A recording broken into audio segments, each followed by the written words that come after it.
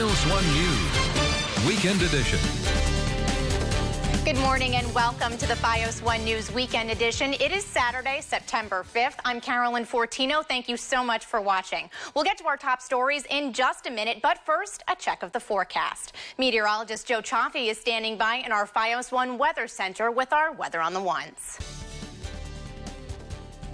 Hundreds of thousands of commuters are bracing for what could be a nightmare. New Jersey transit workers could go on strike in 10 days. Today, transit officials outlined a plan for what could happen if the rail stoppage does happen. FiOS 1's Catherine Clark has the details. Well, good morning, CJ. And it may be the second day of spring, but Long Island is experiencing at least one last wintry blast and the possibility for several inches of snow. Taking a look right now at how services are being affected across Long Island. The Long Island Railroad and the MTA are hard at work to ensure safe and reliable service this morning. Workers will be dropping salt and clearing platforms and stairs for customers, but everyone is urged to use extreme caution on outdoor platforms and stairs and allow extra time for their commute.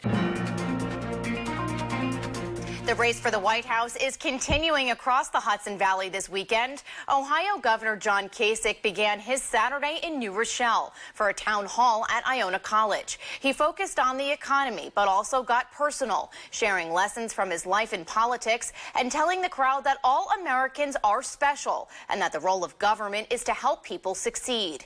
Kasich then traveled to Rockland County for the GOP's Lincoln Day Victory Ball at the Pearl River Hilton. You might notice new labeling soon on some supermarket products. General Mills says it will start labeling products across the country that contain genetically modified ingredients to comply with a law that is set to go into effect in Vermont. The Minneapolis-based maker of Cheerios cereal, Progresso soups, and Yoplait yogurt says it is not practical to label its products for just one state. So the disclosures required by Vermont starting in July will be on its products throughout the United States, including here in New York. Governor Christie says if it wasn't for Donald Trump, he'd be the Republican nominee for president. That statement during a wide-ranging press conference at the State House today. But he says he has no regrets spending a year on the campaign trail. Now, Christie has faced a lot of criticism since endorsing his friend Trump, including over the face he made while standing behind Trump on Super Tuesday. That look went viral. He was answering questions from the National Press Corps, and I was listening. So this is part of the hysteria of the people who oppose my Trump endorsement. They want to read anything into it that can be negative. Christie talked Trump and more in a 90-minute press conference in Trenton, giving reporters an open invitation to ask why. A stark contrast from Monday when he refused any off-topic questions, for which he was criticized in several editorials this week. 7 newspaper editorials are also calling for his resignation. And if you're planning on using the LIRR to travel between Ronkonkoma and Hicksville this weekend, you might want to leave yourself a little bit of extra time. This weekend, commuters may need to factor in a bus ride between those two.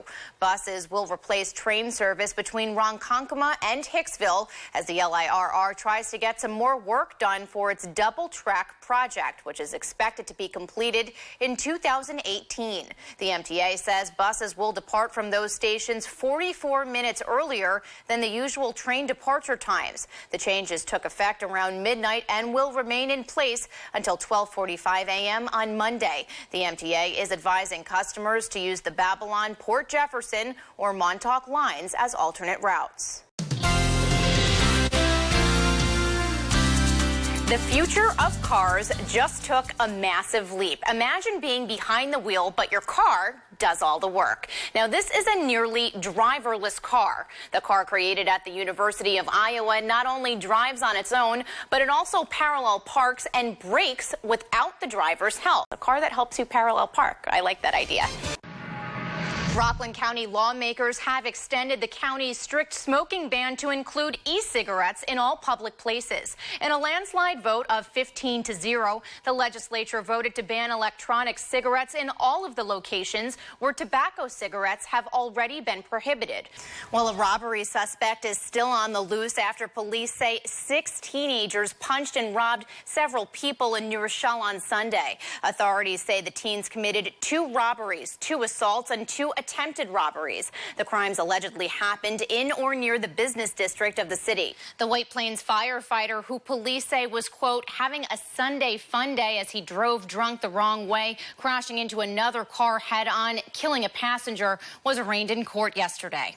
Authorities say 34-year-old Eric Revick had a blood alcohol content nearly twice the legal limit when he crashed head-on into another car, killing 47-year-old Reda La Madrid. Well, that's going to do it for this half hour of the Weekend Edition. I'm Carolyn Fortino, and I'd like to thank you so much for watching. Remember to like us on Facebook and follow us on Twitter.